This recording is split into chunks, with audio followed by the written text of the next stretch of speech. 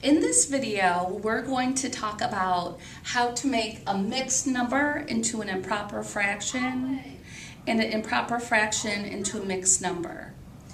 I couldn't separate these two topics because they're like sisters. They're so closely related. I think it'd be doing a disservice to you if I taught them in isolation. So the first thing we're going to do is change a mixed number to an improper fraction. So here we have an example of 2 2/3. So what we do is we are going to multiply the denominator times the whole number. So 3 times 2 we know is 6. So the first step is to multiply the denominator times the whole number. Then we are going to add the numerator.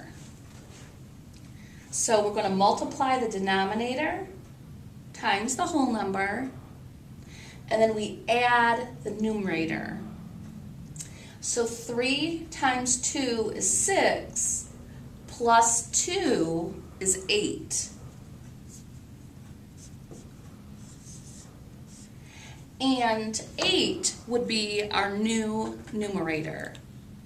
And with changing a mixed number to an improper fraction, the denominator would stay the same. So the mixed number 2 2/3 as an improper fraction would be 8/3. So let's go ahead and now change an improper fraction to a mixed number. So we're just going to undo what we've just done. Here we have 6 halves. So our first step is to divide the 2 into the 6.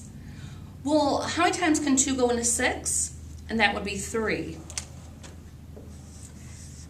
So the quotient, once you divide 2 into 6, the quotient is your whole number. The denominator stays the same, and the value that goes here would be what was left over when you divided. In other words, it would be the remainder, would be your new numerator. Now when we divided 2 into 6, it went in evenly, so there is no remainder. But if this number was to be 7, we would put whatever the remainder was as the numerator.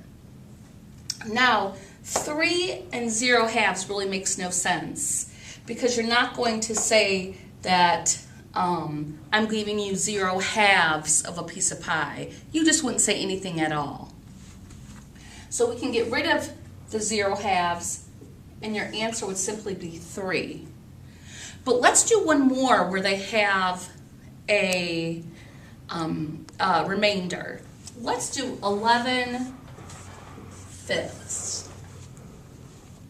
So you ask yourself, how many times can 5 go into 11?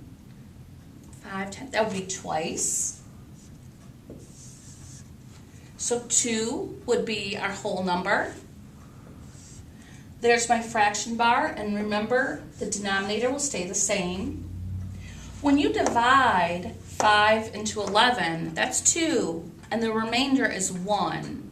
So that remainder is our new numerator. So the mixed number for 11/5 would be 2 1/5. Let's do some more examples together.